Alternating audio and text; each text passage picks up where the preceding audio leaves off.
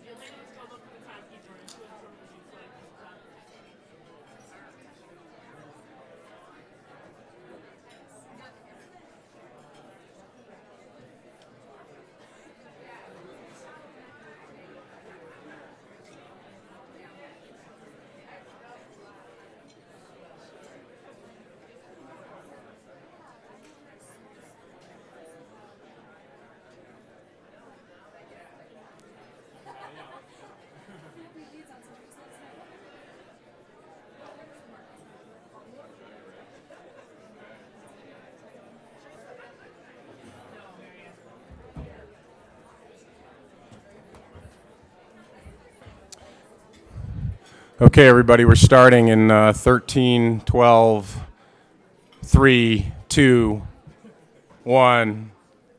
Good morning. All right. Greetings. I'm Steve Patrick. It's my pleasure to welcome you. Join Melody and who welcomed you last night to this great gathering, which she mentioned was the 12th time we've come together, which is unbelievable to me. And like Melody, it's a thrill to welcome you all here. I will not be dancing like Melody did last night, so I just want to lower expectations right now. I also want to just acknowledge where we are. Thank the legacy of the Ute people who surely knew what we all know, which is that magic happens in Aspen. But we're privileged and honored to be on the sacred land to the Utes. I also want to acknowledge yesterday was Indigenous Peoples Day.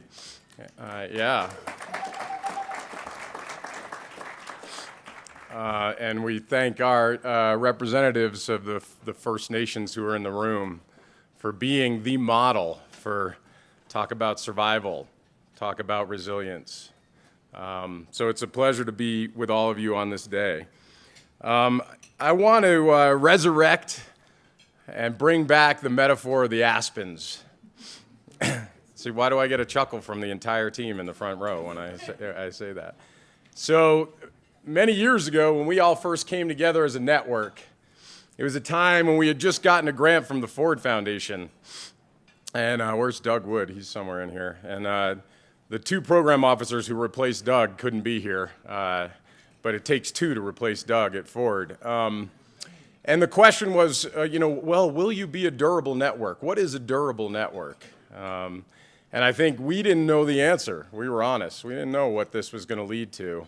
And so when I look out on this crowd, I have a real sense of what they meant by a durable network, and one that continues to grow, continues to focus on impact, continues to help create more opportunity for more young people everywhere across the country.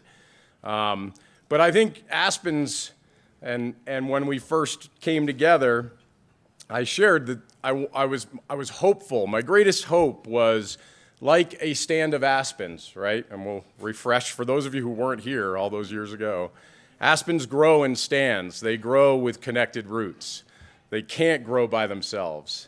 They need to share a common root. And when we first met, I said, I hope we'll come together over the years and that we'll develop that same sense of a common root, of common knowledge, of shared connectivity. And I just want to get 5 fingers if you feel like you've got that. For folks who have been to this before, 4 if a lot, and 1 if not so much. But let me just see if there's some common roots in the room. Thank you, especially the suck-ups in the front who put the 5 up. Right, double 10 for Mel. That's a beautiful thing to have that sense of being a stand, an Aspen stand. If you look out that window right there, up on Red Mountain, you'll see actually a stand of aspens on the top of Red Mountain that hold that whole ecology together.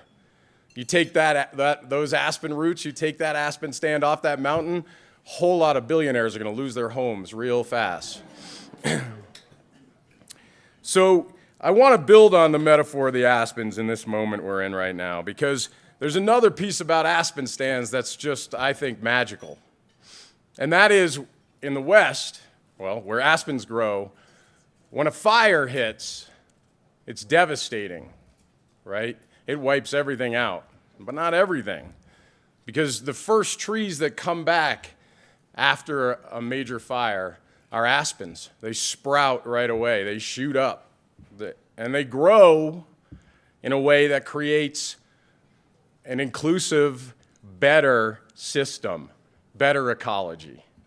Right? They shoot up straight and long, and they make space for everything underneath them to get that nourishment, to get what it needs, sunlight, rain. And that's the kind of restorative growth that we want to see in our networks and our communities.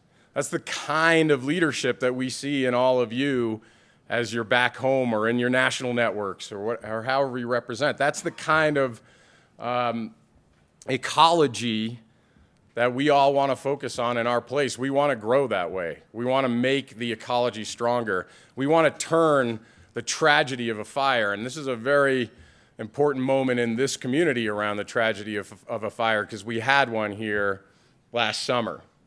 And the valley was filled with smoke, and it was, people were evacuated. Some of them were housed at the Institute. Some of the folks who are bringing you the amazing meals and taking care of things, making us all comfortable, were displaced. Yeah. Some of our staff had to move in to the Institute, and the Institute responded. In a little while, you get a chance to hear from our new leader, Dan Porterfield, and it was trial by fire for him. And actually the whole community rallied around the restoration, the protection of our community. But now the threat is mudslides and those kinds of things. And it's a real threat. So what happens? The first thing that happens is the aspens, the first sign of hope. So you could almost say, here's where I get to stretch the metaphor, but stay with me, people. You could almost say that what aspens do is really healing-centered, right? Healing-centered. So when we hear from Sean, Dr. Sean Ginwright tomorrow about healing-centered practice, moving from trauma-informed to healing-centered, we'll ask him if that's what the aspens represent. Because to me, it's logical. And when they come up, and I lived for a long time in northern New Mexico, we had a lot of fires, you can almost hear the aspens saying, "We gonna be all right." Right? So we know about these fires. And there are some fires in this country right now. Some of them have been smoldering since the beginning of our nation, right? Some of them start with the original sins of the near genocide of Native peoples and of slavery. Those are smoldering fires, and sometimes they ignite, right? And they've been ignited recently. And it's been rough. It's been rough. Don't tell me that it ain't a scorched earth fire going on down on the border right now when young people and their families are being moved into focused, concentrated camps, if you want to call it that. Don't tell me it's not a fire when we see so much racial tension right now in the communities around us. So for that moment we're in, we have to hold ourselves to a level of regeneration, of recuperation, of healing that happens in the natural ecology, but it's going to take a whole lot of effort from all you aspens in this room. Now, some of you are wondering, what does an aspen stand look like up close? My first answer is get out and hike a little, people. But I do have a photo of an aspen stand. And why don't we throw that up when you guys have a chance up in the back. And you can see really the beauty of that stand. Now that to me looks like a durable network. That's what that looks like. For those of you who missed it last night, that was the dancing at the party. Man, wasn't that performance incredible, by the way? So let me just do one thing. Let me ask, and I'm about to wrap up my opening remarks, so don't worry, people who suffer from Steve fatigue. But let me just wrap it up with back to the challenge of the fires in front of us and the call and responsibility that we all carry in our work and in our communities and with the young people by just asking us to stand like an aspen stand. And the first thing I'd like to do is just acknowledge who the heck has been crazy enough to come to 12 of these gatherings and to be that active. So if you've been to 12 of these, and if you can't stand, raise your hand, but I'd love to see you stand. Stand up if you've been to all 12 of these. All right. All right. So stay up. Nobody gets to sit yet. Stay up. How about if you've been to like 10 or more? 10 or more. All right. So the rest of y'all now you know who to get the restaurant recommendations from in Aspen and whatnot, right? All right, keep standing. How about if you've never been to one of these crazy-ass gatherings in your life before? If you're new to this gathering, please stand. All right. Woo! Yeah. Thank God y'all are here. It's been getting old, so we need your new energy. Stay up. Don't sit back down. Don't sit back down. Stand up if you're one of the young people representing right now. If you self-identify as young, stand up. All right, stand up if you've been here before and for some crazy reason you decided to come back. Let me just see. All right, this is also what a durable network and an Aspen stand looks like. So the last fire that I just want to, when we started this work, don't sit unless you have to, then you can. You may if you're, and if you can't stand, just keep waving. But the last fire I just want to speak to from my heart, so if I choke up, stay with me, is sort of what we're seeing around the dominant white male culture in our country right now, right? The long smoldering fire of sexism works alongside those other original sins I mentioned. And I just want to acknowledge when we first got together as a network, we said we're not going to go around the hard issues. We're not going to use euphemistic language or like socioeconomic, or we're going to talk about race, right? We're going to go through it. We're not going to go around it. Well, we need to collectively go through this sexism thing, right? When we need to acknowledge what's going on in our country right now.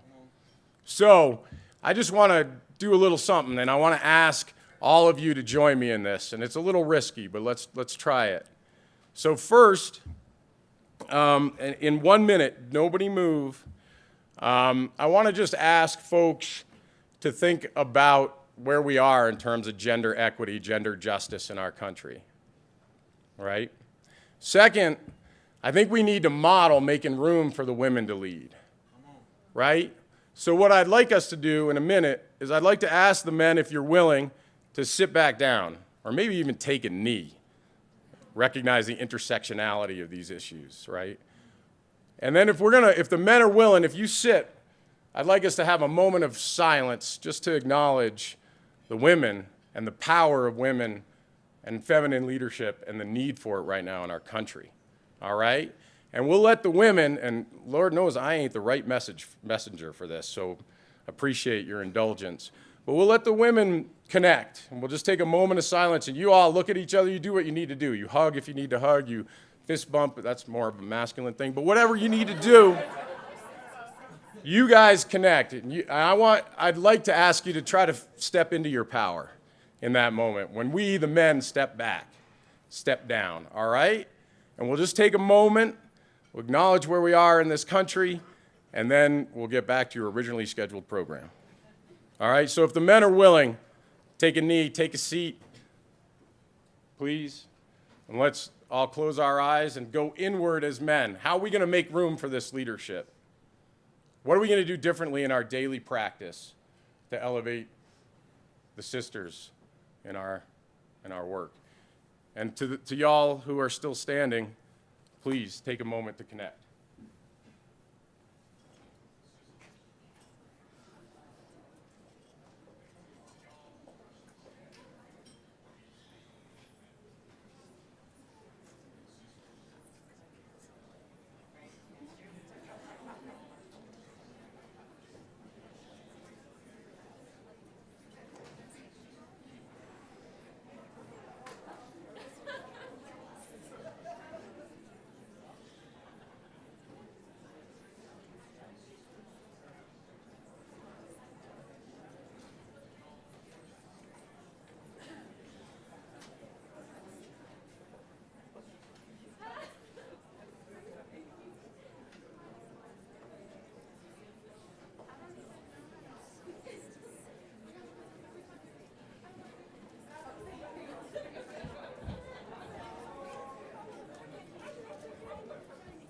All right, I'm bringing us back.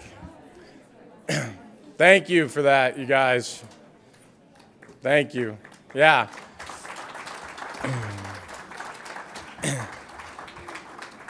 All right, together now, back at your table, please just acknowledge each other. We don't need to stay divided, but together, collectively, we're going to have a major impact on the work going forward. Without further ado, I want to bring up Jamil Alexander to get the program started, and I really appreciate you all. No. Yeah, right. Actually, let's take an artistic moment, and then we'll bring Jamil up.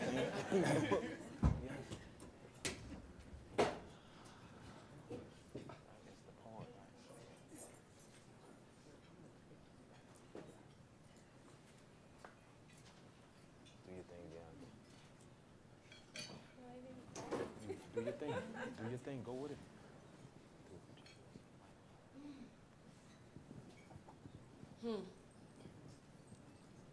Yeah, thank you.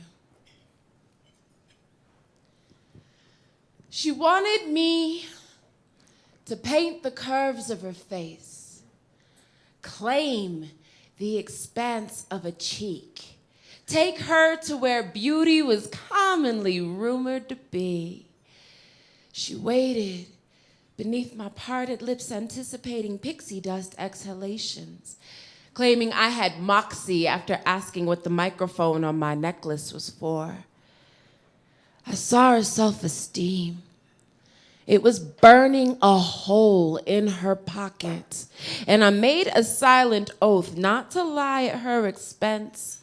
I listened intently as she presented hopeful requests of, okay, I want a simmering sunset across my forehead, hairline inflamed, framing moonstone pool eyes, dimension multi, light reflecting, make me so pretty that I can't see. Then they won't want to hurt me, right? Just make me precious, please. 2 fingertips beneath her chin tilted back to catch the right amount of powdery fluorescence, I laced my questions with subtlety.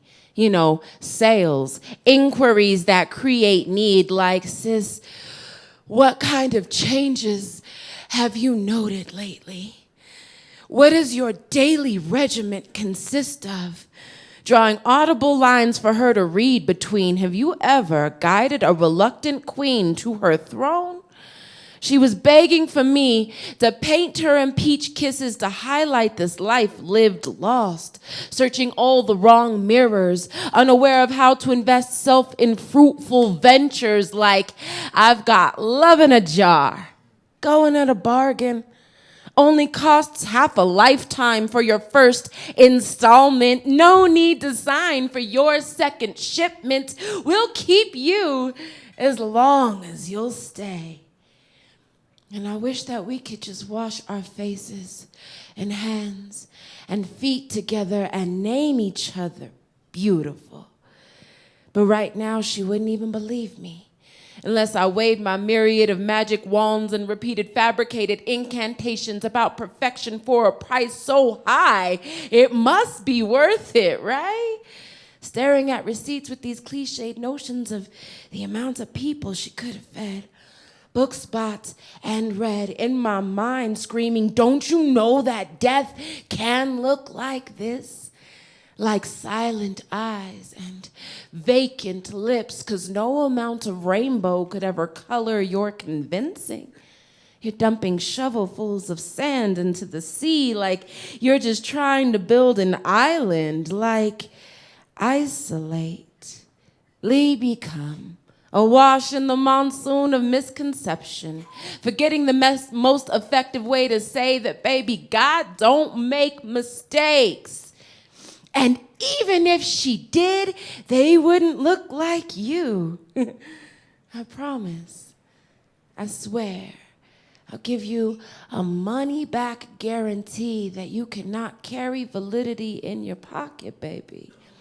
I know it is so dark in here. But when we do our job properly, we will never be at a loss for light. Thank you.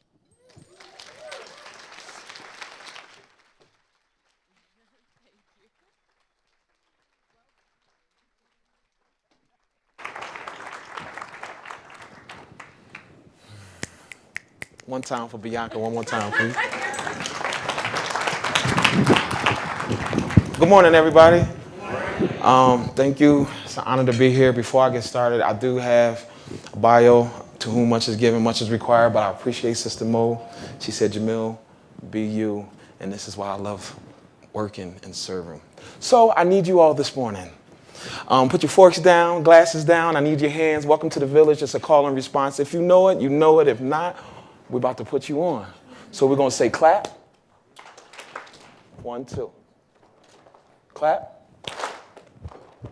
1 heartbeat. 1 heartbeat.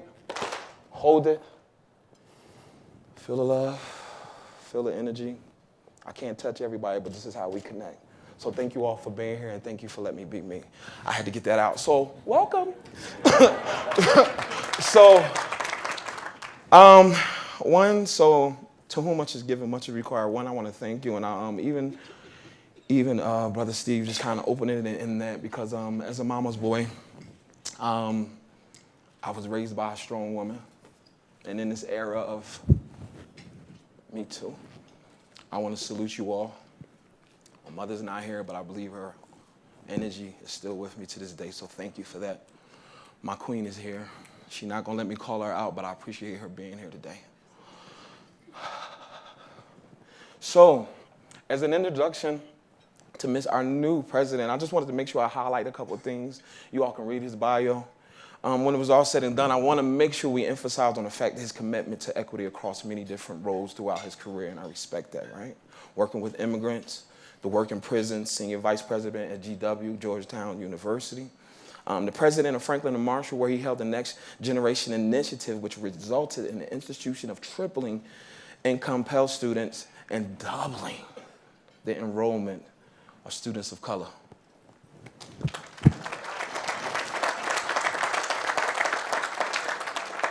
This led to a national call to other colleagues and presidents via the American Talent Initiative. But on a humble, right? Everybody know, originally from Philadelphia. It is what it is. I live in York County now. I've been there since the juvenile justice system in 2002, where I was blessed to serve at Christmas Addicts. And in 2004, I want to make sure I respect you in a way where, as the president then, you opened up so we can have the Martin Luther King Day of Service. So to have this honor to introduce you, welcome, welcome. And so before we go on, there is a video we would like to share, and this is why I really feel like he's the perfect fit as far as this leadership going forward in the culture. Could we play that video, please? That experience taught me from my mom that we all have to decide what kind of person we're going to be. You have to make that choice. Try to make that choice the right way every step forward from that experience. Pull that up a little bit more. What kind of... Well, you know, I really think that for those of us that have the privilege of being born in America, white, we have to make an active choice. What kind of a white person am I going to be? And you make that choice in 1972, you make it differently in 1982, make it differently in 1992, but we still have to make that choice as a society. Those of us born with privilege, we have to be able to try to adopt a perspective where we see the world through others' eyes and empty ourselves of some of the assumptions that make us think that the advantages we have are shared by all. This story does...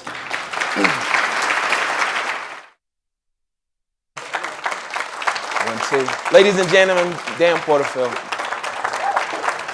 Much respect. Much respect.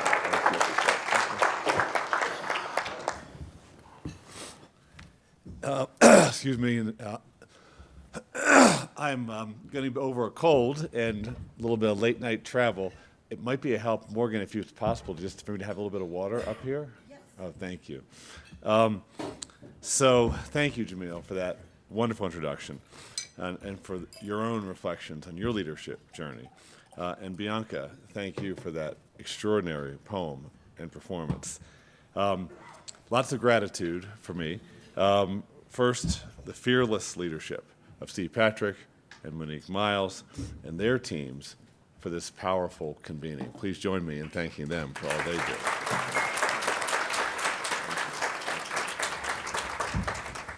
It's an honor to share the stage with Melody Barnes, whose commitment to justice and equity runs deep as a river. Thank you for being here, Melody.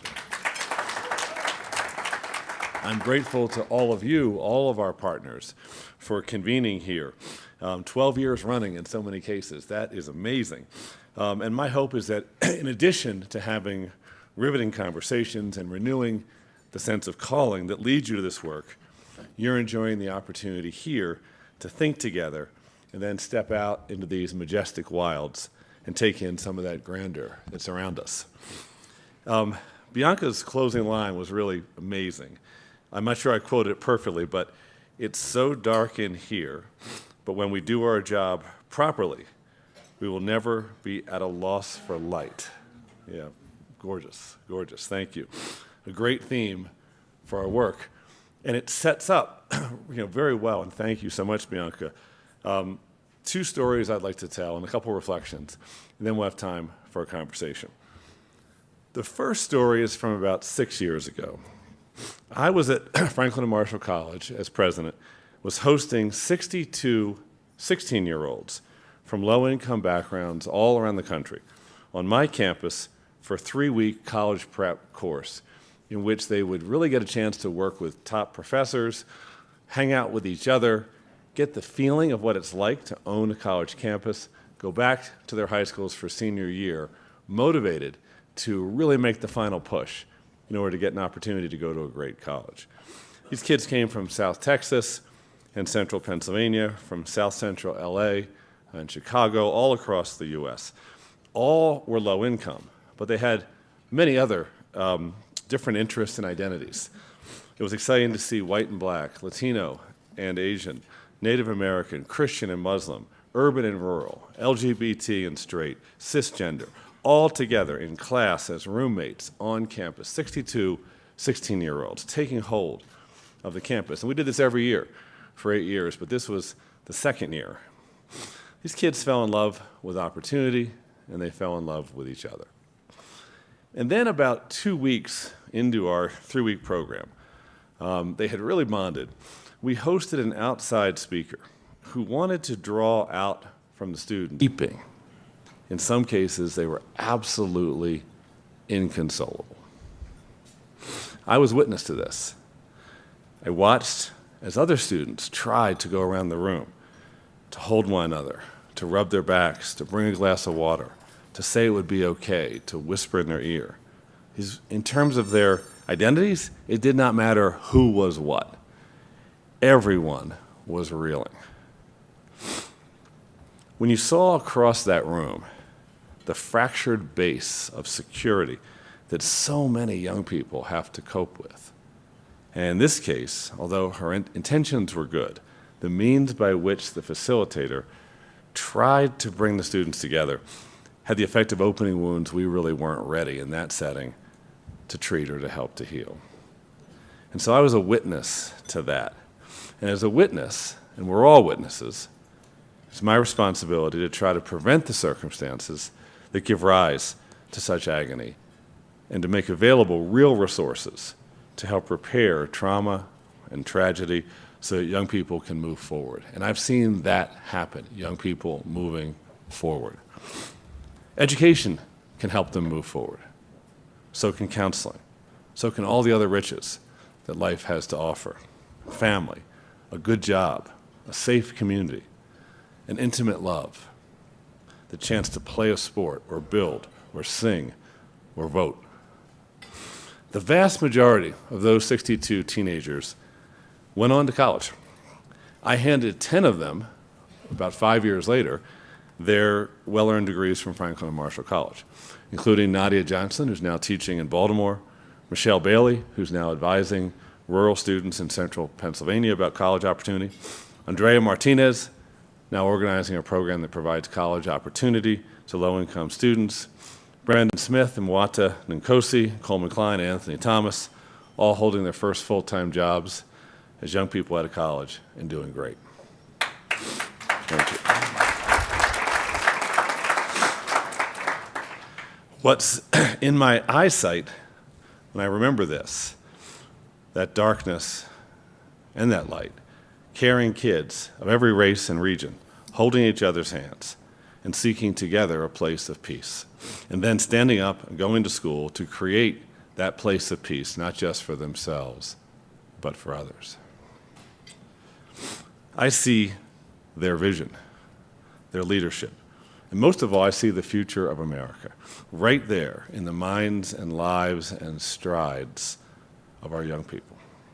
The future of America is a tribal leader working to expand employment opportunities in Eagle Butte, South Dakota.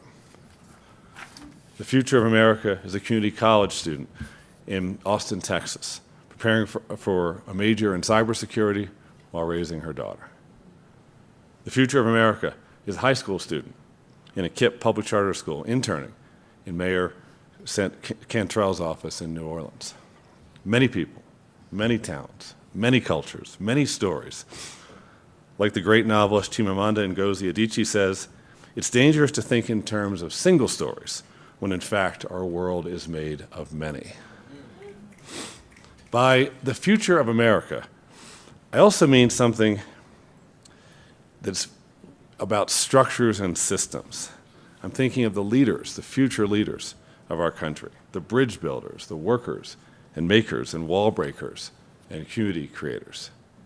Some people say we have other more pressing crises to deal with right now in America, like climate change or political polarization, or the way technology is disrupting how we work. And those problems are real. They say investments in the young is a nice to have, but not a must have.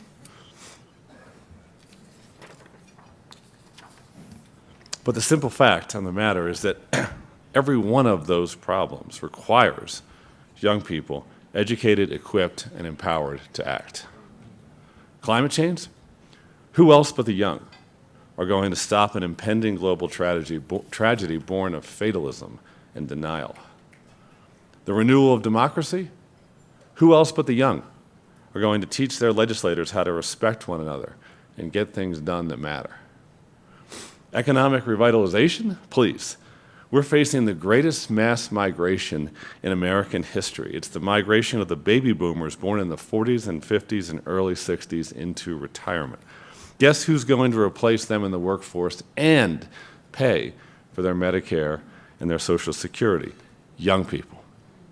But only if we can tape up our torn social contract and invest massively in those same young people, in their education, their professional development, their civic empowerment, like we ought to. It's the right thing to do, and for our country, it's the smart thing to do. Right now, the U.S. is projected to have more jobs that require a college degree in 5 years than we have young people with the education able to fill them. That is a recipe for a national disaster. We have to call people to account to invest in the young. This is what the Aspen Institute is trying to do across our some 60 different programs, leadership programs, international programs, public policy programs, to mend the social contract. We strive to be a transformational force for good in communities near and far, convening thinkers and leaders, bringing into contact the very best research and ideas, framing and helping to solve the great difficulties of the day, confronting challenges others turn away from, investing in change makers of every type and networks like yours, like this one, always ensuring the questions of ethics and values and meaning have had a prominent role in our conversations and our society. We're doing this globally and locally in partnership with young people, from all, and not just young people, but the adults that are trying to help those young people have safe passage through the rocky waters of late adolescence into secure, independent adulthood. That's what a great society does. The Aspen Forum on Community Solutions and today's Opportunity Youth Forum are critical to the Aspen Institute's mission, and your work will be a bigger part of our mission in the years and decades to come. You can count on that. Thank you.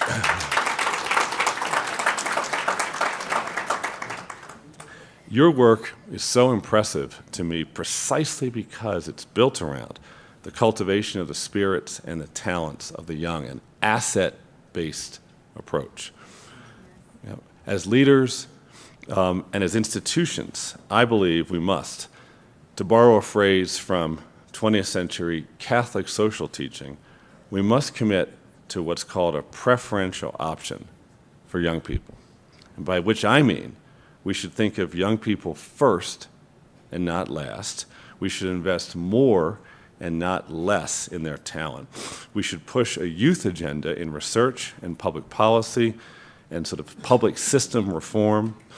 And we should muster all the political courage that it takes to fix those problems today that will disrupt the lives of today's young people tomorrow unless we adults get our act together. And some say we can't afford to spend more national treasure on the young. I say we can't afford not to. Think of it this way. I'll pick up where Steve left off. Let's imagine we're all ranchers right here in Aspen, Colorado. And what would you do if a little stand of aspen trees, a little bunch of saplings, shot up on the hillside behind your house? Would we ignore it and let it dry up like a raisin in the sun? Would we chop it down and burn it so we can enjoy the power of having fire?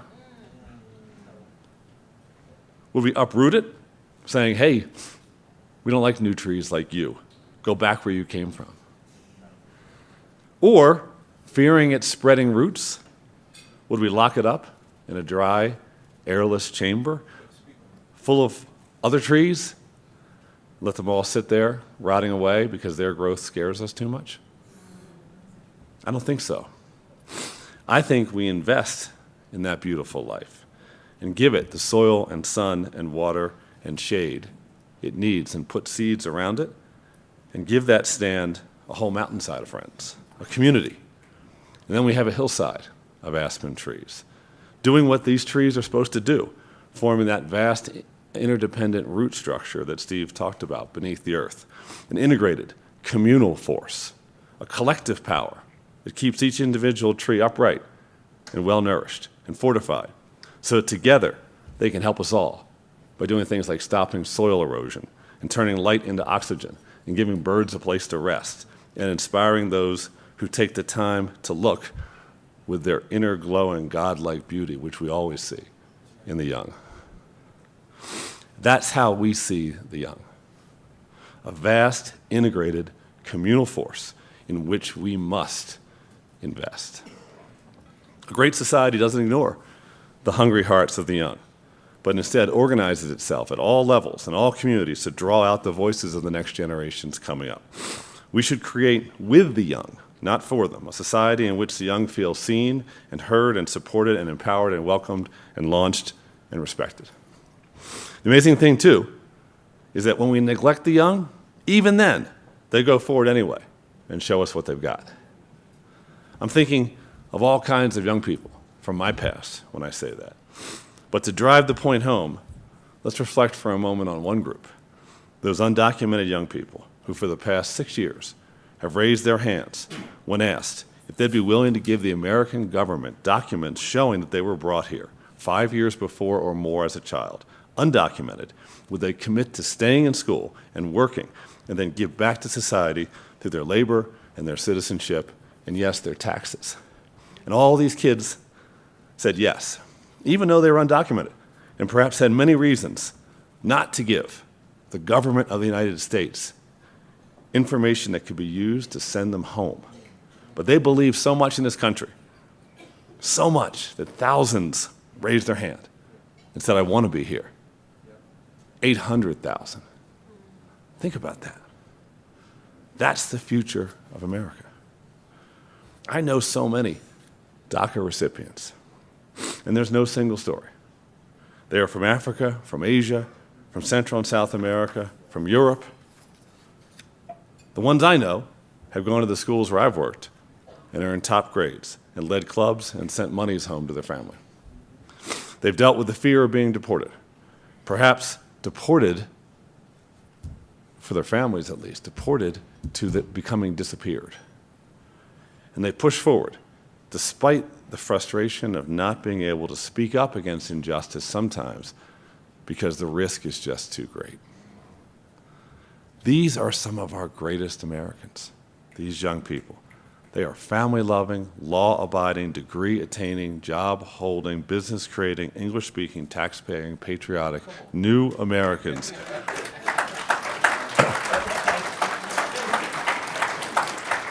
who most legislators say they love while they let them languish in a legal no-man's land because some other fix is always more important. The dreamers are exemplary, but they are also representative of the greatness all across our opportunity youth. It's critical that we see and listen to the young holistically, that we who are older work in every way we can in partnership with them to create the futures they would like to have for themselves and for our society, and not just inherit, but help to build. Which leads me to my second story about a group of young people who inspired me this past summer. It happened right here in Aspen, Colorado, when the Aspen Institute convened a panel where young people spoke about gun violence. Two young women from Parkland, Florida, and one young man from Chicago shared stories of how gunshots ripped holes in the bodies of loved ones right in front of them and ripped holes in their own souls as survivors. They were survivors first of violence, and then secondly, of apathy and cynicism and denial. The young women from Parkland, Kayla Schaefer and Olivia Wesh, said they doubted they would ever feel safe at school again. The young man from Chicago, Keyshawn Newman, said the only place he feels safe because of the violence on the streets is in his school.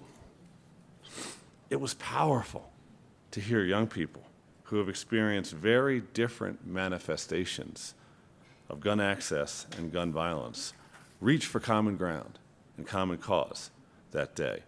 Each heard and validated the other's experiences.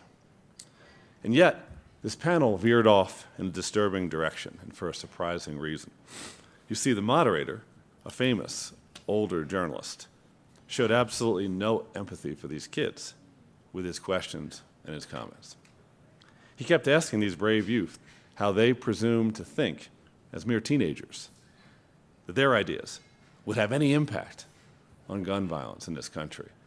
It was as if his desire was to make them feel small and invisible. I think he was trying to come off as fair-minded and tough, the way journalists do, but to me and many others, he just looked cold and cynical. Kids did the best they could in that circumstance. At the end of the discussion, though, we saw an antidote to that cynicism of an older generation. As the journalist was leaving the stage, 3 teenagers from this area, from rural Colorado, came running up and hugged Kayla, Olivia, and Keyshawn. There were tears in their eyes, but smiles on their faces. You see, these teenagers from here in Colorado had suffered in yet another way, losing 5 peers in their school over the past 18 months due to gun-enabled suicide. These 3 groups of teenagers, the future of our country, came together that night, rural, urban, and suburban.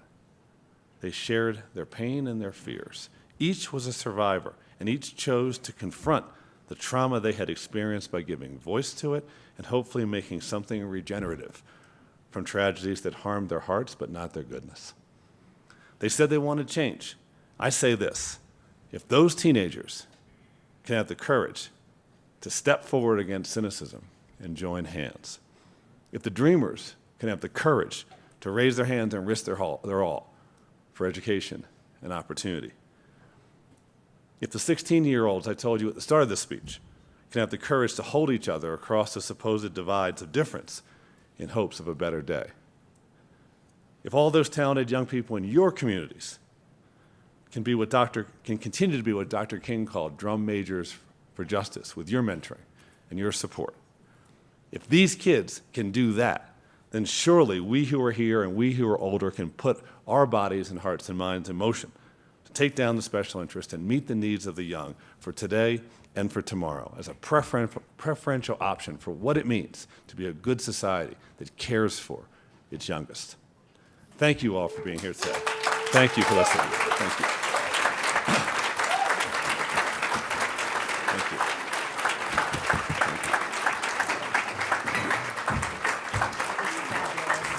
Thank you for making me happy.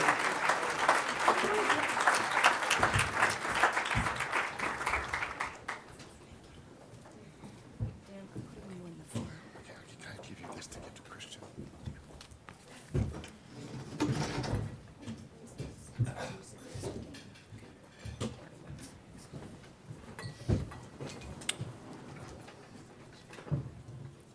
All right, so we're just doing a small set change or shift. And in addition to Dan being on stage with us, we also now have Shawnice Jackson and Jamil Alexander, who I think for most of you need no introduction. Shawnice and Jamil have been with us and with the Aspen Forum from day one. And so I want to thank you for your leadership, for all that you've done, and for joining the conversation this morning. Two things. One, Dan, thank you so much for your remarks and for being with us and for the amount of time that you are giving us. I think it is reflective of the belief that you have in the importance of our work. Yeah, this is just the beginning. You're doing the work. I'm just joining in to be a part. Thank you. Thank you for that. And also, I want to sit here and say thank you to Steve for this morning. As a personal thank you. I saw so many faces and the reaction, and I think it was a moment that was needed. And thank you for your thoughtfulness and your empathy and your sensitivity to the fact that it was needed. So thank you for that.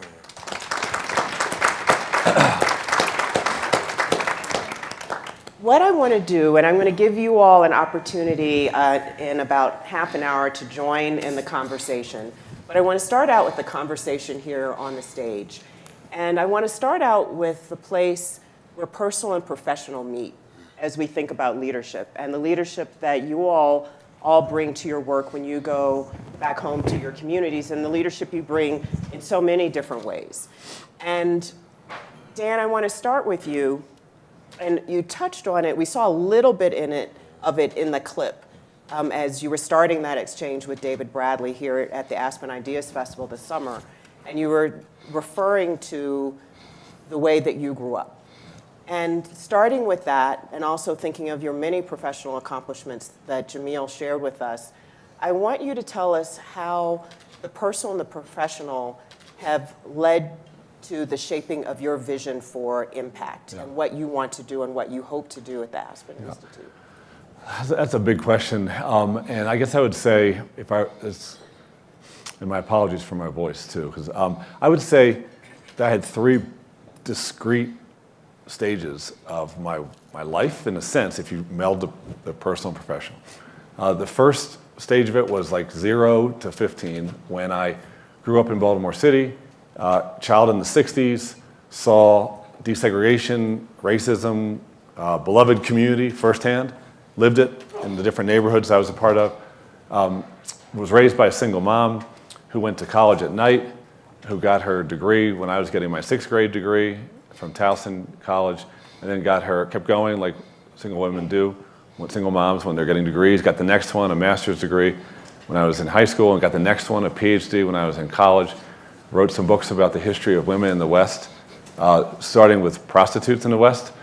She kind of remade history to some extent, which is what happens when people who get opportunity come from backgrounds where they're not the privileged group. They see the world differently, and they contribute then to the larger body of knowledge that we have as a society. My mom grew up in foster care for 14 years, and so she had a pretty challenging life, and she saw the light and the darkness constantly. So exposed to that, those first 15 years was hands-on seeing and living social realities in all sorts of ways. Second phase, I was maybe 16 to 30. In that phase, I would say I was working hands-on at the grassroots level with out of an excitement, a passion for working with kids and learning and growing and flourishing from that engagement. I taught basketball teams I put together that were made up of African American and white kids and played in then all black or all white leagues when I was late in high school, early in college. I then worked with court supervised students, Opportunity Youth in DC. I was running a whole lot of programs out of my dorm room, where I was sending my friends into juvenile correction facilities and group homes and doing Big Brother, Big Sister programs. And then I started working with recently arrived immigrants from Central America who were walking up or riding on the roofs of trains in order to get away from death squads in Guatemala and El Salvador and try to find some little bit of safety for their kids, which anybody in this room would do too. Heroes. And so I was seeing, and then I taught in prison. So I was doing that kind of work for about 15 years. And then the third stage was working with institutions. And I won't go into detail here except to say that I felt as if that my life story, what I'd seen and known firsthand as a human being, and then the incredible passion and joy and love that I felt working with kids and communities to help make change and empower kids, should be brought, if I could do it, to the level of structures and systems and institutions and society. And that takes the will and the skill to move institutions. You have to learn from mentors. You have to try to focus on getting results. You have to nudge and push and come up with new ideas, just like you've done in government. And I think that makes sense to try to work at both the direct human level and at the structural and systemic level. And what I was able to find in the college setting is I could do both. When I worked in government in the Clinton administration, I pretty much was working, at like the level of the federal government. Making differences that matter. Elections have consequences. We put a lot of power in people's hands, in my opinion, in the first 4 years of the Clinton administration. But in college, working in college, I had the ability to work directly, hands-on with kids of incredible talent from backgrounds like the ones I described. Get them into college, give them the opportunity to shine. At the same time, also, to draw the lessons from that work, to tell the stories of the kids, to gather the data of their success, and to push society to open up more doors at more schools besides my own for more kids like the Opportunity Youth I was working with. And that's where I am right now. What's going to happen with Aspen? More focus on kids, more focus on results, more focus on justice, but they're already doing a pretty good job here, so I'm just privileged to be here. Thank you for asking. Thank you. Jamil and Shanice, the same question for you all in thinking about the personal, the professional, and how that's led you to the kind of success that you've had to date. I mean, both of you all are tremendous leaders across networks and across the movement. So how have those two things combined for you all? Okay. A few things come to mind for me personally when I reflect on, one, where I've been, and two, where I am now. First, the journey itself, from poverty to Opportunity Youth, to a program participant, to a program leader, to a national leader representing that program, from national leader to youth practitioner, from youth practitioner to a policy advocate, and essentially now a youth development expert. I feel like personally, I really learned how to be tenacious, how to advocate for myself, how to advocate for others, the importance of self-agency. But as a whole and professionally, I know that I wouldn't be here without, one, a willingness to grow, two, a willingness to step out of my comfort zone, building social capital, building networks, and having amazing mentors. Some of them are in this room now, like Shakima, Zed, Elena, Mo. I appreciate all of you guys. So that's how I think of it. Thank you. Definitely intertwined. Oh, man. So I did write some things down, and I love coming from the heart, but I want to make sure I'm real as well. So before, Miss Mel, I want to thank you. And I know people don't even realize it, doing your work during the administration and then your willingness to take the charge from the White House and bring it to Aspen. I've been blessed to kind of grow under you. And a lot of people don't realize, you said it in your remarks, your special interest was the young people. And there are adult your allies, and and as I grow, realize that there are some hidden agendas. So I want to thank you and respect you, even with the team and trusting us to transition. You know what, Mo, you got this. You see what I'm saying? That says a lot about you as a woman, and for you to kind of make that move, I respect you tremendously. Okay, love.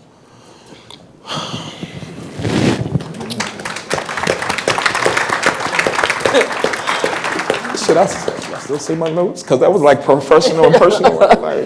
No. Yeah, please. Okay. So as a young leader, participant back in Youth Building AmeriCorps, I know now that it kind of rooted me as a community organizer, social change agent, serving on the student policy government, and the following year as a VISTA supervisor for those who are still in this comprehensive program. It really planted the seed of nothing for us without us. As a participant, I, at the particular time, and the student body, we advocated for open lunch, right? Created template questions for the prospective new hires for staff, various community service projects, and that personal and that professional kind of intertwined, because service, I tell people, it went from a punitive measure through the courts to it being purposeful for my life, right? And during this era, charter schools were looked down upon, and I often felt like we weren't at the table. So with the student policy, we literally went to the school district. We went to the school district and really started advocating for themselves. And I started realizing, even just kind of listening and understanding policies on that level, I felt like I was back in juvie. We were literally just the number, charter schools versus public schools. So that really kind of started being, as a young leader, just kind of after that, you know, just 12 years of direct service, just kind of offered me the opportunity to serve with Sister Shanice and others for the National Council of Young Leaders as a founder member. You already know that. And it would literally, you know, the brother and sisterhood amongst us, just those shared experiences, like, you know what, we can't have, and just kind of going back to what you said, like, it just cannot happen. So what can we do in our power and our privilege and what we have to kind of create? So we created the documentation as far as, you know, the recommendations, increase opportunities and decrease poverties, and it was really one of those living a collective platform for us to kind of be intentional with our advocacy and just really educating. And it was like, to me, it was just kind of natural, like just going through, you know, to bring back the Aspen, like we were literally rooted. Like our roots was already there, so it was almost like as we kind of went to our various communities, we began to branch out, and then of course the community action teams literally sprung up from that. So it was a mix and match of both to me. Well, and I want to pick up from there, because you were talking about the community action teams and the work that's happening in communities all over the country right now, the work that we are collectively doing. And I want you all to think about what advice you might want to give to this room around collaboration, because we know the challenges that bring. And in many ways, in the same way that you all have had very different experiences that bring you all to this work and to this moment, when we all go back home, we're working with lots of different organizations and institutions as we're thinking about systems change, and that requires collaboration. So I'm wondering, what kind of advice do you give from the work that you've done to this room about doing that and doing that well? So I'll go first. Work hard to build a wider and wider tent, a more inclusive tent. Find the people that, and the organizations, the institutions that are not only the obvious partners, but the ones that are a little bit less obvious, and go meet with them and talk with them and see if you can get them involved. Build a wider circle, wider and wider circle of engaged and active leaders. That's one thing. I think also really working to be able to frame a problem in such a way that you can then show progress, that we can show progress, and then with results, with a positive demonstration that proves the possible, then push out your message even more. Tell people in your communities that we're getting it done. It's different now. We're making gains. Join us. I think those two things, widen the network, get with three things, get results, and tell your story. And Dan, I'm just curious from your experience, because you've been at a lot of big institutions, and I know from government, from working in university settings, it can be challenging. Is there a particular experience that you think about or draw from that aligns with the things that you were just thinking about? Yeah, I'll say two fast. One was when I was working in the Clinton administration. I worked for the Secretary of Health and Human Services, Donna Shalala, and she put me in charge of a project called that didn't have a name to try to help make more difference for young people across this sprawling department with the NIH, the FDA, the CDC, the Administration for Children, Youth, and Families, all these different parts, this giant, vast government. In fact, it was bigger than every government in the world except the US government in Germany, I think, HHS. And so we listened, we got out there, we listened, we came back, and we framed our work in a way that allowed everybody to do a part. It was called Safe Passages. The goal was not to raise teenagers ourselves as the government, but to put power in the hands of people that love kids, their families, their teachers, their community advocates, put power in their hands to help navigate their kids through the rocky waters of adolescence into secure adult lives. And that meant looking at tobacco, looking at early teenage sexual behavior, looking at drug use, looking at unemployment, looking at health, student health, all these different things. We brought it together with a big theme that forced all the different entities at HHS to join, to do their part. We had these regular meetings, one on called Words and one called deeds. What are we all saying about how we're going to make safe passage more available to more kids, and what actions are we taking in order to make that possible? Words and deeds, constantly. That's how you build a campaign. But you have to have, I think, that big, integrative, inviting theme that brings people to the table. I won't tell the second story, but I'll come back later if it's relevant. Thank you. Sounds good. Chinese collaboration. So my advice around collaboration is really geared towards youth practitioners, youth-adult partnerships, and those really supporting youth leadership, whether it be, a youth council, that type of thing. I would encourage you to consider 3 critical areas in 3 critical ways. So the areas are starting, supporting, and sustaining. So how are you entering the lives of young people? How are you growing your young people? And how are you transitioning your young people? And then the ways I would ask you to think about those areas are your intention, your impact, and your authenticity. So, Can you say that one more time, sis? Can you say that one more again? so essentially your why, your what, and your how you're going about it.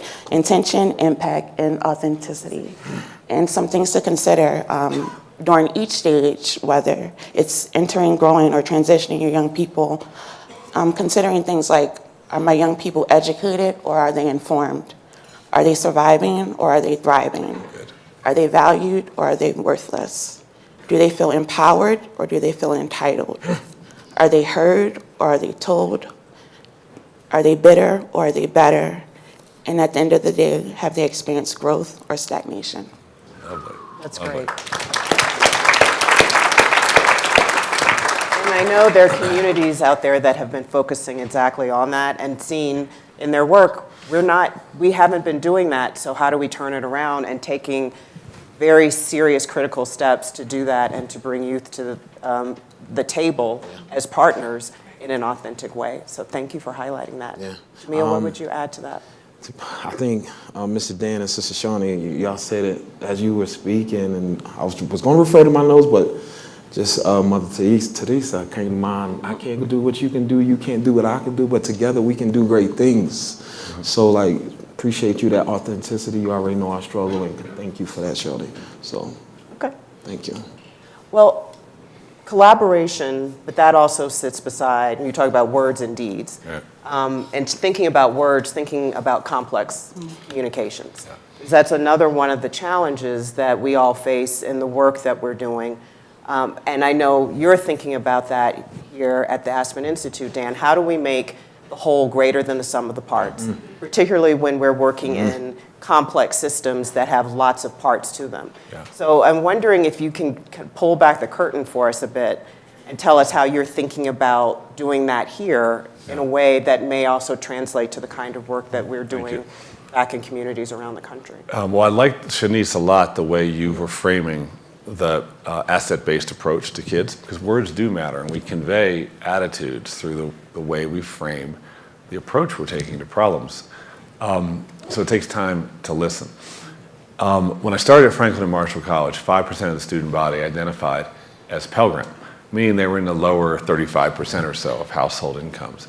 We were able to triple that number fast, and we were also able to really see amazing results. For example, when we tripled the Pell Grant population the first year, we had a 98% first to second year retention rate. Every single Pell Grant student but 2 came back for sophomore year. Same grades as the student body as a whole. Now we've got 6 or 7 years of it, and so we see graduation rates for Pell Grant students at or above student body as a whole. 2 years ago, the Pell Grant students were overrepresented. A higher percentage of the students in Summa and Magna Cum Laude at graduation were Pell Grant students. Last year, it was my last graduation, and Good way to leave. a good way to leave, along with getting a chance to stand next to Mayor Cory Booker as he was giving the commencement speech. The 4-year graduation rate for the biggest group of African American students ever to matriculate at F&M, it was at least double. 4-year graduation rate, we statistics are 6 years, was 91%. Well, here's the key thing. The student body as a whole was 83%. Wow. The African American students outperformed student body as a whole. Doesn't surprise me, super talented. And that's the point. we organized our work under one key concept, which was talent. We believed that talent was equally distributed all across America, and it was our job as educators to get out to the schools and communities and neighborhoods and meet the educators who are getting kids ready for college successfully, and meet the kids and their families, and to develop together a vision that our school could be the best in the country for the first in the family to go to college, the best. And then if we were really good at that, and we know we weren't going to be in the promised land on day one, but if we got good fast, we would then tell all the other schools that thought it was impossible to do, or you had to hire a social worker for every student or whatever, just give the kids scholarships and critical mass of students, along with a little bit of respect and inclusion, and you watch them take off. That's right. And that's what happened. Now, I start with that to say, now I'm leading this new giant entity. It's like this alternative U.S. government, actually. 60 programs, everything from climate change to cybersecurity to opportunity youth, public health, so much more. The first thing, just like at F&M, is to listen, to get out, to see the programs, take part, engage with the people that work at the Institute, survey, literally formally survey the Board of Trustees, the employees of the Institute, to hear from them. What do they believe is the absolutely great purpose that we can have tomorrow for the world that we are inheriting? What can we do that is audacious and big and bold, a version of what we did at Franklin and Marshall College? It's a little school in Lancaster, Pennsylvania, home of the whoopie pie. We said, why can't we be the best in the country and then catalyze more schools to do what we did, which is exactly what has been happening. And so I don't know yet the exact themes, but I know that you have to listen to the people that have a stake in the organization, the employees, those we serve, the board, the donors, to listen closely. And what I'm committed to is a big and bold vision. I didn't leave like heaven on earth, Lancaster, Pennsylvania, in order to come here and not make big impacts. Yeah, nice. Thank you. In thinking about big impact and communications, I mean, one of the things that we all know that we are dealing with and that we are committed to is narrative change. And that sits in the context of a 400-500-year narrative of privilege and supremacy, white privilege and supremacy, and the desire and the sense of urgency around creating a new narrative and a counter-narrative that has to dismantle that simultaneously.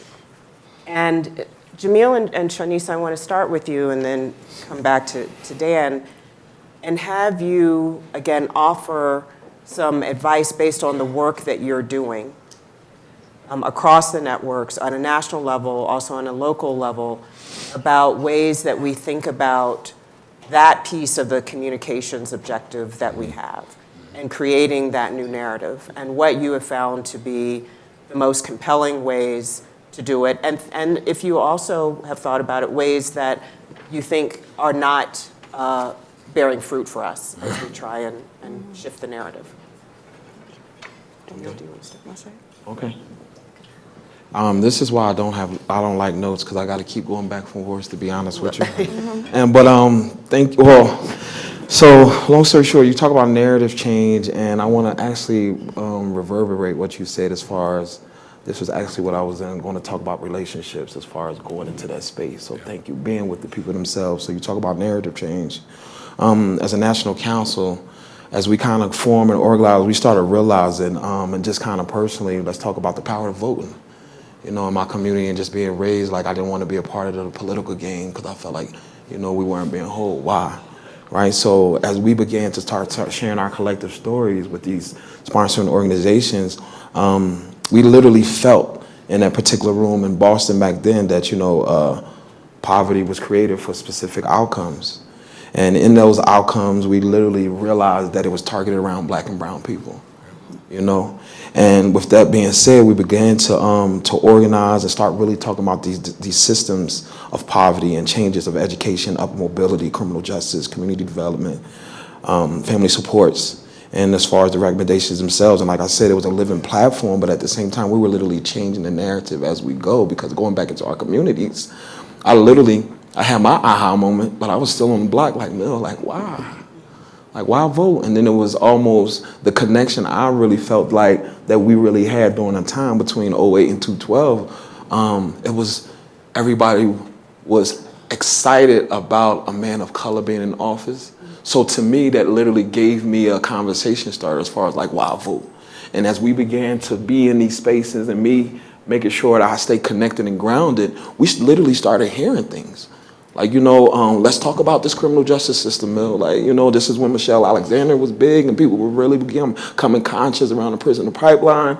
And then we literally came back as a council, like, you know what, we need to make this white paper. And there was the narrative shift within our communities going back home. And then it kind of branched from that. And I don't want to go too deeper in there because we're going to have a little preliminary later on that. But the reconnecting campaign with OIN, it became like the Aspen trees. we all literally did our own thing in our particular spaces, but we were still rooted. So, and here we are now with a whole white paper, Tufts University survey participant within the community. Like, now we realize the power that we have through the votes. So. So it's both an internal change, Yes, ma'am. recognizing the power that existed, as well as an external narrative that we have power, Yes, ma'am. and we're going to exercise it to make a change and to create a shift. Yeah, I definitely agree with Jamil wholeheartedly. I feel like as both youth leaders and youth practitioners, we've really been focusing on narrative change and kind of looking at it in two ways. One, kind of like leading the charge when it comes to narrative change for Opportunity Youth, and two, leveraging the power of positive narratives when it comes to Opportunity Youth. So when we think about leading, what that kind of looks like for us is being the change via the National Council of Young Leaders on the national level as well as the local level back in our communities at home, educating not just our peers but everybody on the rebrand, the potential of Opportunity Youth, not just, at-risk, disconnected youth, but really letting people know that we are Opportunity Youth. And also advocating for more opportunities for Opportunity Youth with the rationale that more opportunities would lead to more lives impacted, which leads to essentially a cultural shift, which leads to a narrative shift. And Dan, I want to come to you on this question as well. And I have to say, going back to the video, one of the reasons I think we collectively felt it important to show that video is because it wasn't that you came here and said that. That's right. Is that you said that at the Aspen Ideas Festival. Yeah. The elite. Right, and some of you may have been there, many of you have not, but you said that to people who have a lot of privilege. People who many need to have that framework reshaped and shaken. And you very purposefully and intentionally put that out there. So we thought that that was important to also speak to what's in your heart on this issue. I was so crazy about speaking on that stage to that audience. And afterwards, I was very pleased with how it went. This person runs up to me. She self-identified as a liberal. She said, I worked for President Obama. I'm liberal. I won't say more about her identity, but she said, I'm liberal. I'm like, great, okay, cool. She says, it wasn't me. She said, you can't say that stuff about white privilege.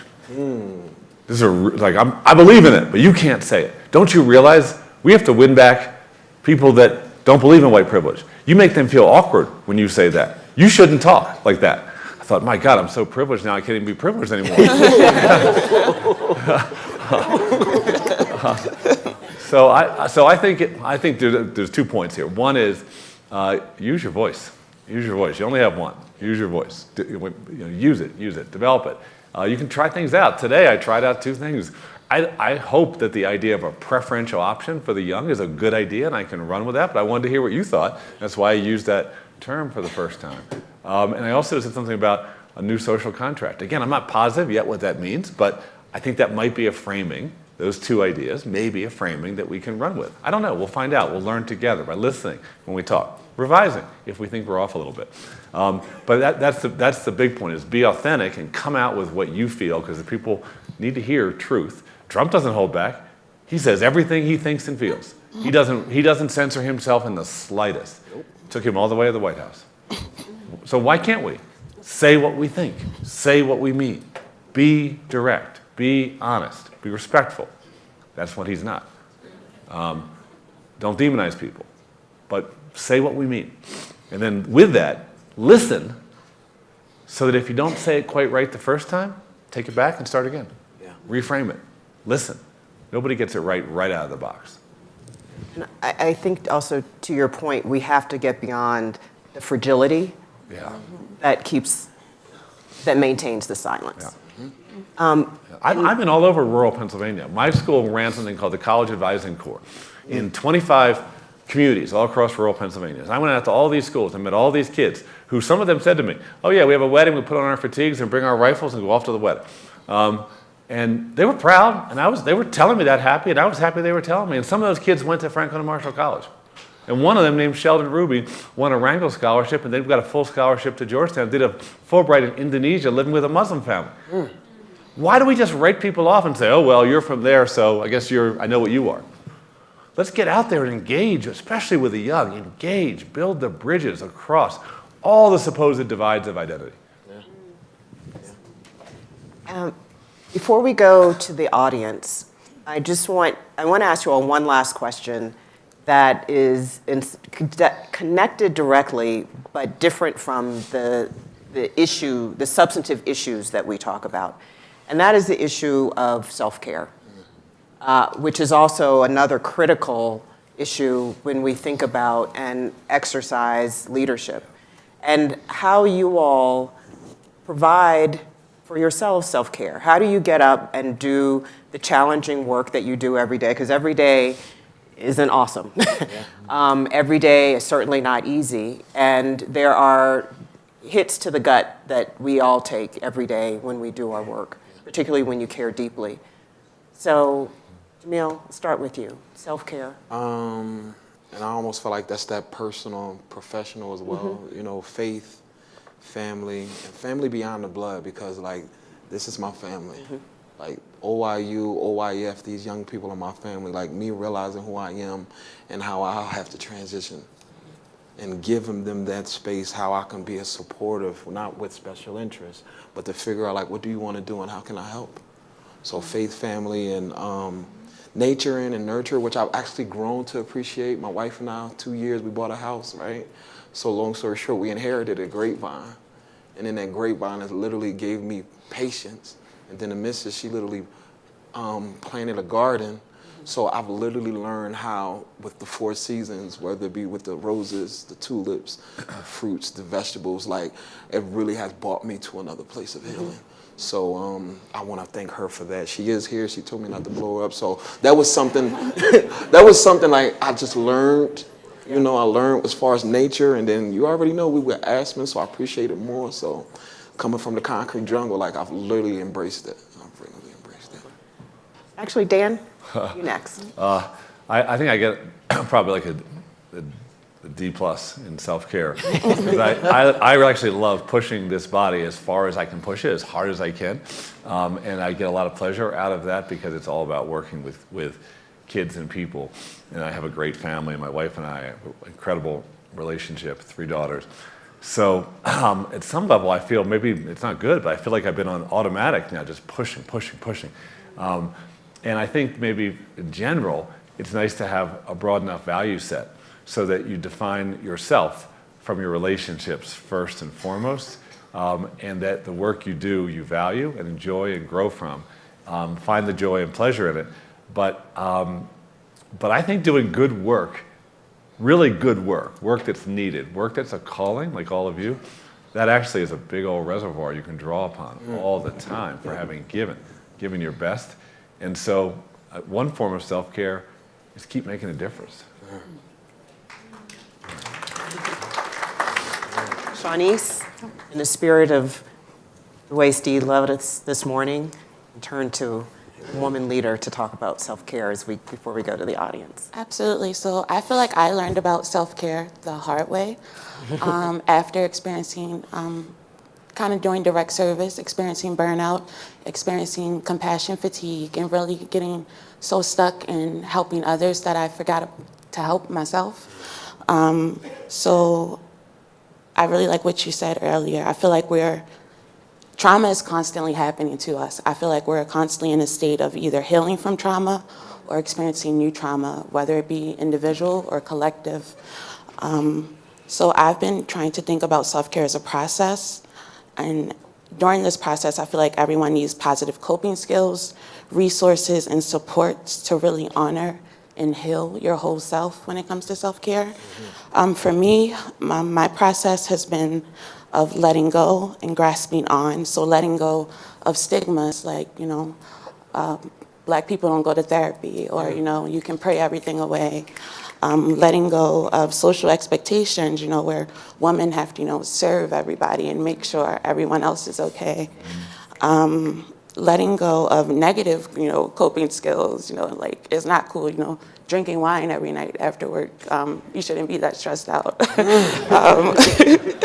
And really grasping onto my personal self-care needs and permission, and really giving myself grace, forgiveness, and patience as I take the self-care journey.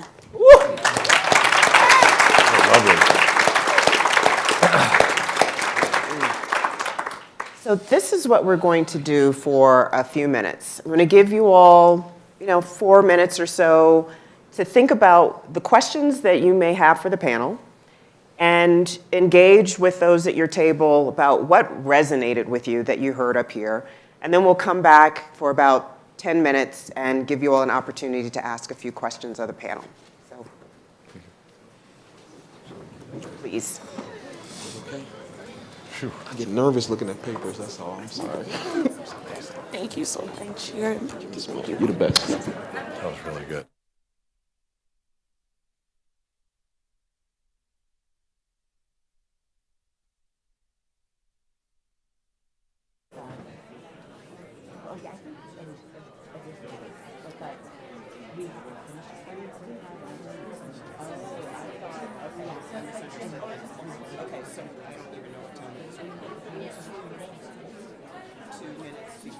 So, well, I think what time is it exactly? I need to ideally be on by, I would say, 9:35 is ideal, but 9:40 even. I'll just keep us over by probably 5 minutes. We'll go over. I just need 10 minutes. No, I knew that. I thought I was accounting for that. Right. Okay. So you need to be on by 9:40? At the very latest. The earlier you can get me on, the better. Like even like 9:38, and I'll try to. I have about 10 minutes to talk about this. Okay. Okay. So we'll just do. I'll give them 2 more minutes. Questions. Okay. Yeah. Yeah. Thank you. Okay. Interesting. Okay.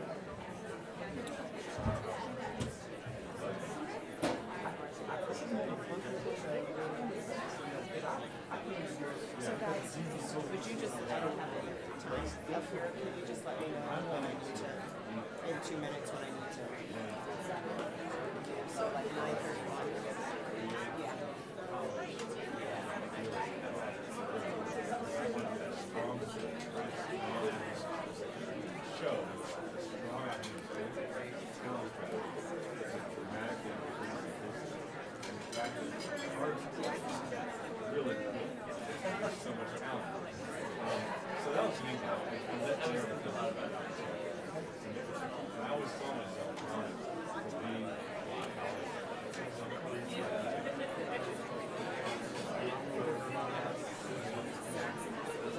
I'm lucky that I scratched the instrument from government.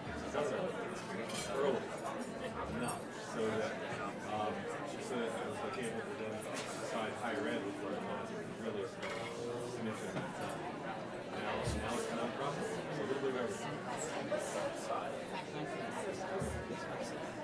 We got off on the time people, so we're gonna have to hold them back in. We don't want to do like 5.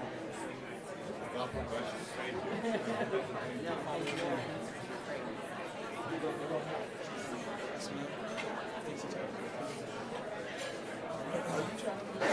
What? Were you trying to get a picture of Ms. Mel? Misunderstood. We're good. Yeah. I think that Okay. your opening comment was Everyone, can I have your attention? really was fantastic. Everyone, can I have your attention, please? So we got a little bit off in timekeeping, so I'm sorry to cut this portion short and the Q&A short, but to stay on schedule, we're going to come back now and give you all an opportunity. We'll find out if we've got a couple of questions for the panel. So raise your hand, and what I'll do, depending on how many there are, is we'll just take a few all together and then have the panel respond. So that way we'll try and get responses. I see a question this table here. We'll start there. Anyone else have a question? Okay, a question here.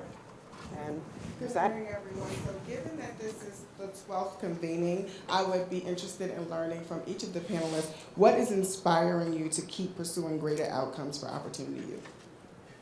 Okay, so what inspires to continue to get great outcomes for OY? And then question here. Hi, Dan, I really liked your language about preferential option for young people, and I think that is going to need a huge cultural shift, so how do we get there?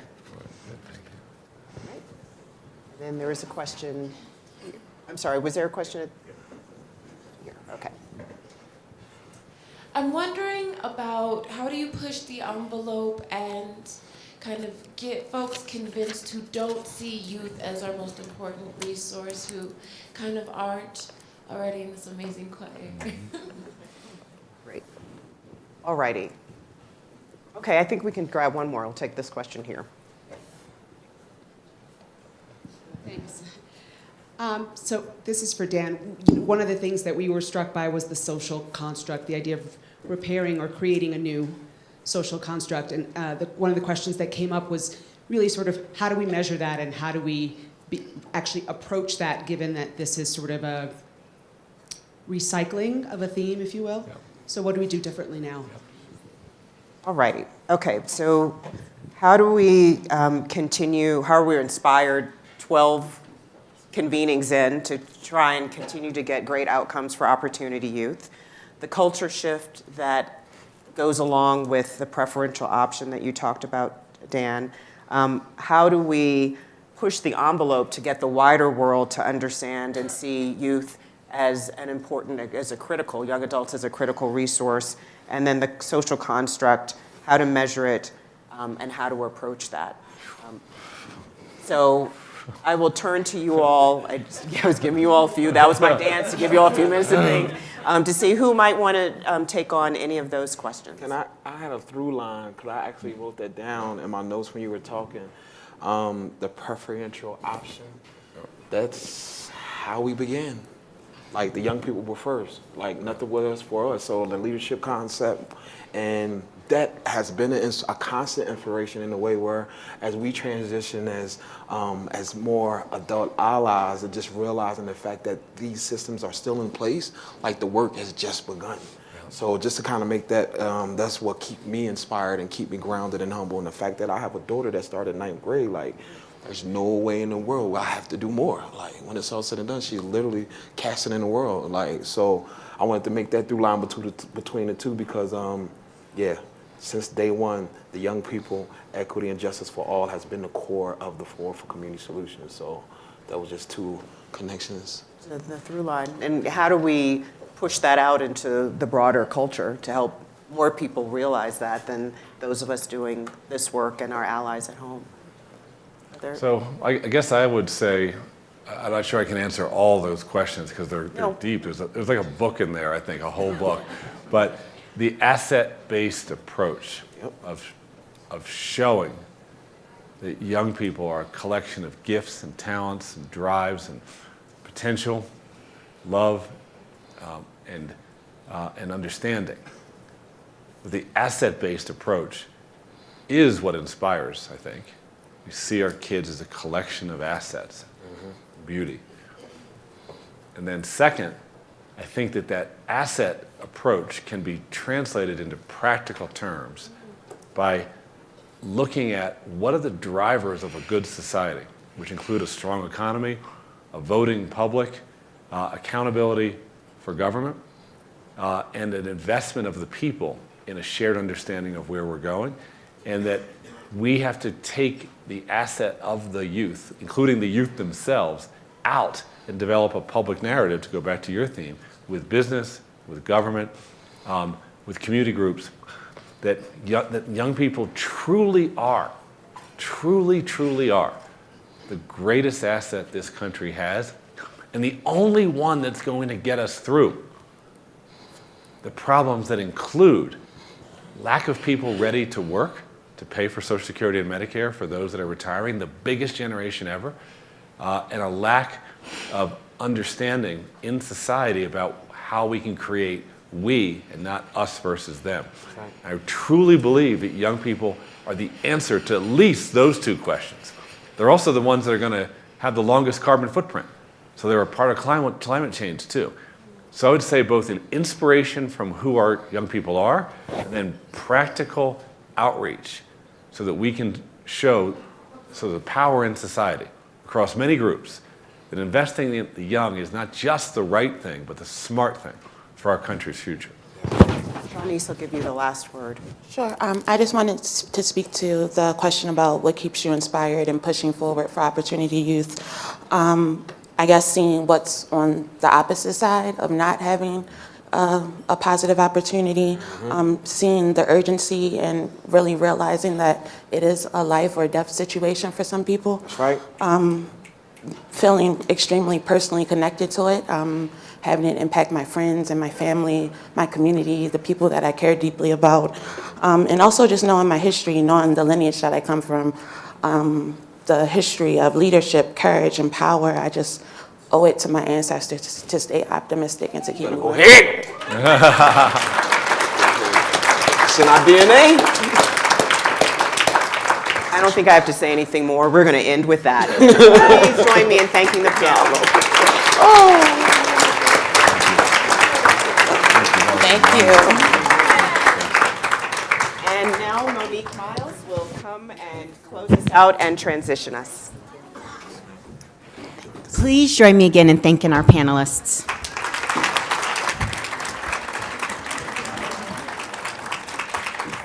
So I am committed to trying to close this out on time. I want to start by formally introducing myself. My name is Monique Miles, and I'm the director of the Opportunity Youth.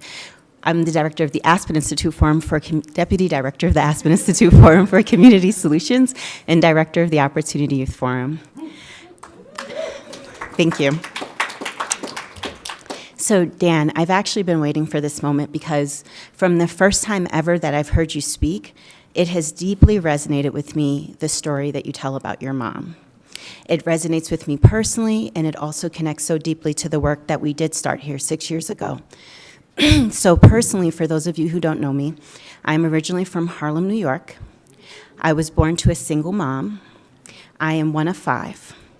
As a small child, and even now as an adult, it was never for one moment lost on me the sacrifices and hard work my mom did daily and demonstrated daily because of her commitment to giving her children opportunity. I'm so personally thankful always and so encouraged and inspired always to hear your story. And then professionally, what resonates with me also is that we have always, from the beginning of this work, described it as intergenerational, multi-generational. And so when you tell the story of your mom's achievement vis-a-vis your own achievement and how much it has impacted and intersected your career, I also feel like that is such a frame and value we hold as a network. And so then professionally, it just resonates so much. Thank you again for being here with us. So I'm excited to join the ranks of Melody and Dan and Steve to officially welcome you all to our 12th convening in Aspen. Hard to believe we are here. And I want to say that I'm personally excited to be here because while I really love and appreciate all of the support I receive from so many partners and friends from across this network, I did truly miss being with you all in Seattle. Because see, as the Aspen metaphor that Steve shared at the top of his comments reminds us, our convenings have always been a place to catch up and connect. to share strategies and work through challenges. And maybe most importantly, these convenings have been a place to deepen our shared affinities for our young people, for our communities, and for the vision we hold regarding our aspiration for what it is our country can collectively be when we set our agendas together. Our time at these convenings is aimed to sharpen our focus on everything from designing effective pathways to education and employment for our young people, to the advocacy and organizing work that both Jamil and Shanice so eloquently spoke to leveraging public dollars to support youth-led change and the pathways so many community leaders around the room are working towards. And at the same time, it's about fortifying and nurturing ourselves and each other across our networks and across the broader movement. And so in the spirit of acknowledgments, particularly around progress and what it is we're able to achieve when we come together and we convene, I really actually wanted to start by acknowledging some progress across our network. Now, I don't have enough time to acknowledge every single community, and I regret that I don't have the ability to do that. At the same time, I just want to lift up a couple of quick stories of progress, and particularly for you if you're new, just so that you have a sense of what is the work of these collaboratives, what is the work of these communities. So I'm going to ask you to just hold your applause to the end, but then in the end, I will ask you to join me. So recently in Los Angeles, our partners there have secured approximately $2 million from the Department of Children and Family Services to support pathways for system-involved youth.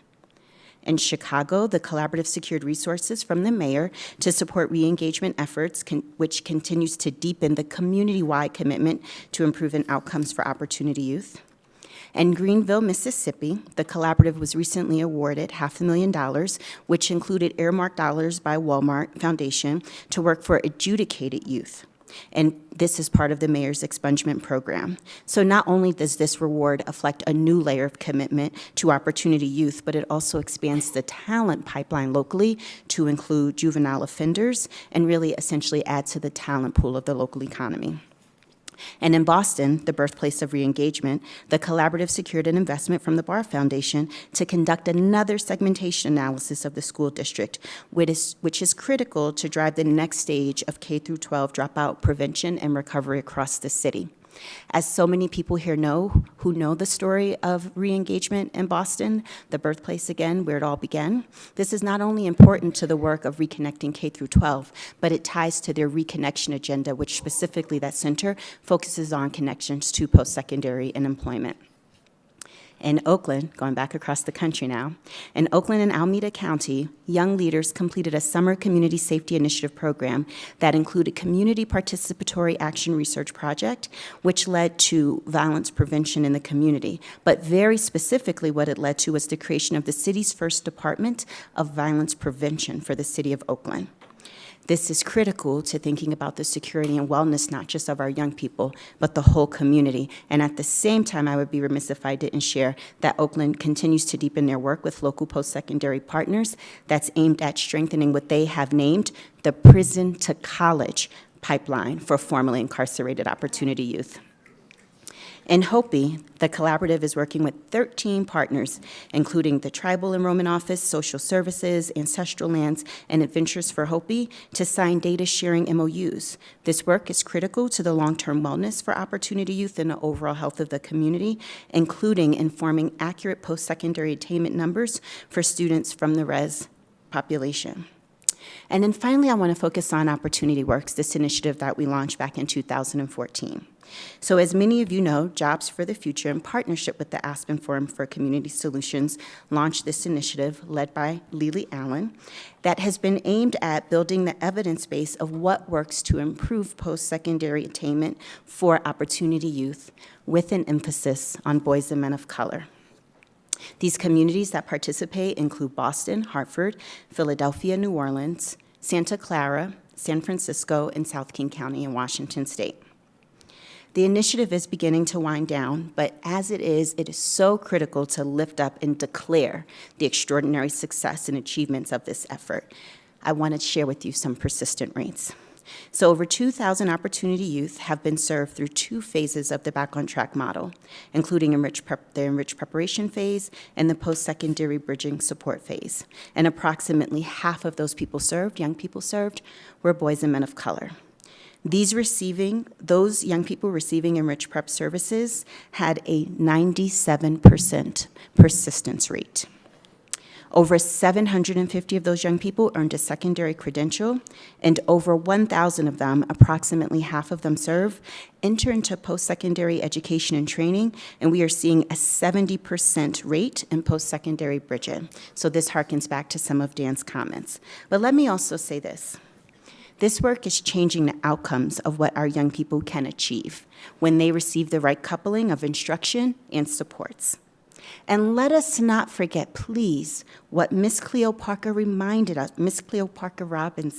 reminded us of last night in the ensemble titled Uncle. I want to quote what they said. Our boys are seen as problems before possibilities. And with this lived truth in mind, it is important to note that this early evidence demonstrates not only what is possible, but even more critically, it is changing the narrative about who our young people are and what they can do. Because what we know is that the systems change piece is critical. Getting to the outcomes we seek, the metric impact is critical. Even more critically are the stories that we tell about the success that our young people experience. And then to connect it to Dan's point, how we then bring that narrative across different sectors to the employers, to policymakers, to other elected officials, so that collectively we are telling a different story about who our young people are and the assets they bear for the future for all of us in our country. Please join me in recognizing the success of our communities.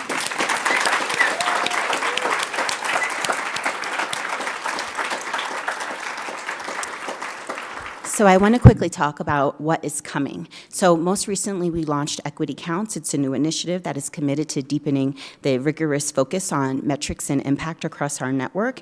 And we are really excited that we have launched this to do deep work in 6 communities and then more broadly across 16 communities. That is essentially going to help us set community-wide metrics for tracking outcomes for our Opportunity Youth. We're excited for what that means for our network, but also for the field. And at the same time, we recently announced the Global Opportunity Youth Initiative.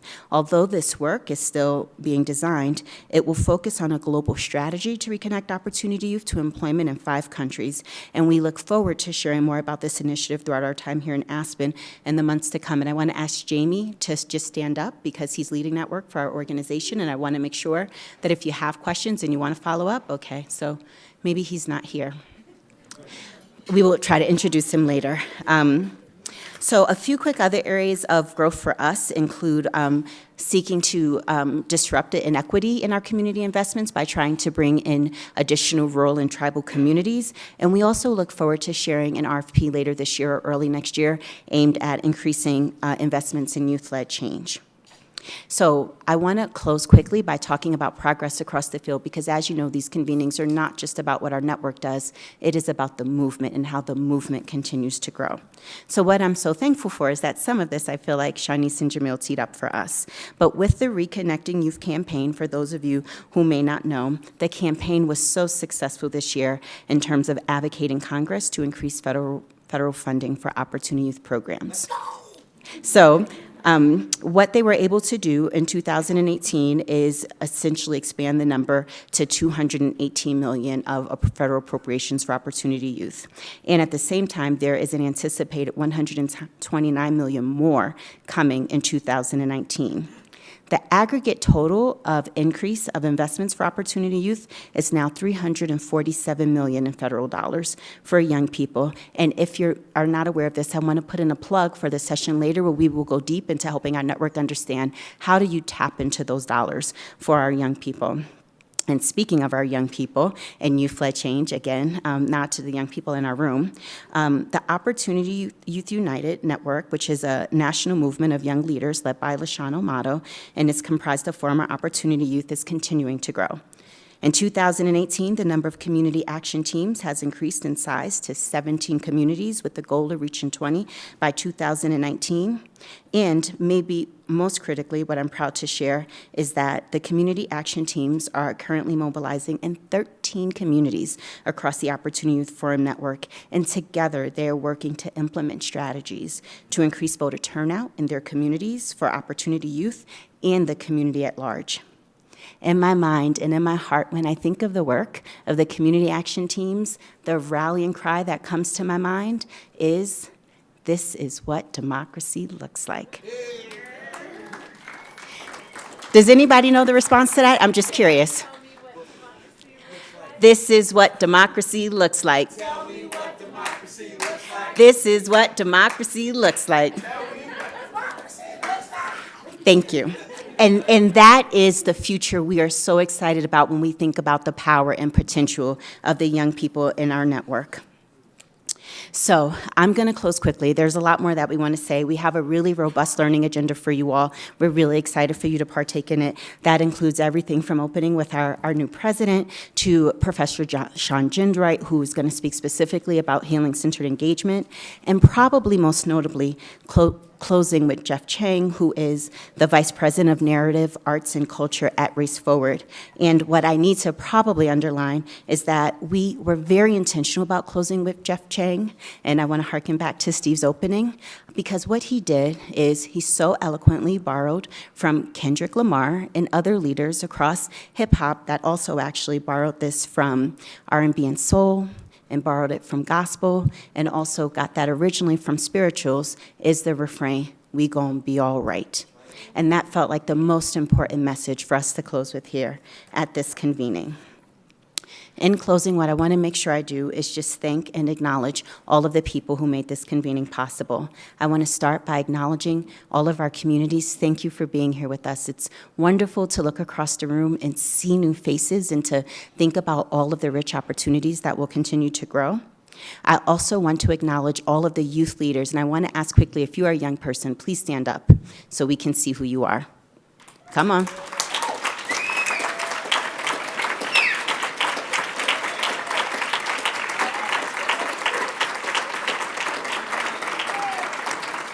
Thank you all for the work that you do. I want to acknowledge our partners across the field, OYU, the Opportunity Youth Network, the Reengagement Network, the Forum for Youth Investment, and most importantly, our learning partners, Harder & Company, our evaluation partner, Equal Measure, and of course, our implementation partner, Jobs for the Future. And then finally, I want to close by thanking the Aspen team. I feel so blessed and privileged that daily these are the people that we toil with to do this work, where we are reminded in the wisdom of Bianca to shine our light so brightly. So I want to specifically thank and ask you to stand up if you're still here in the room. Emma Human, Sherry Brady, Jamil Alexander, Sharnice Jackson, Ken Thompson, Jamie McAuliffe, Ravia Ismail, Suzanne Towns, and especially Elena Nimoy. Melody and Steve, thank you to the Aspen team. We hope that everyone will be encouraged to use your lights to connect with each other while you're here. We pray that this is a rich learning opportunity, not just for your work, but for your collaborative and as you continue to develop your strategies back home. We are transitioning now into all of our breakout sessions, but we look forward to seeing you back here tomorrow at 8:30 a.m. for our morning plenary. Thank you, everyone.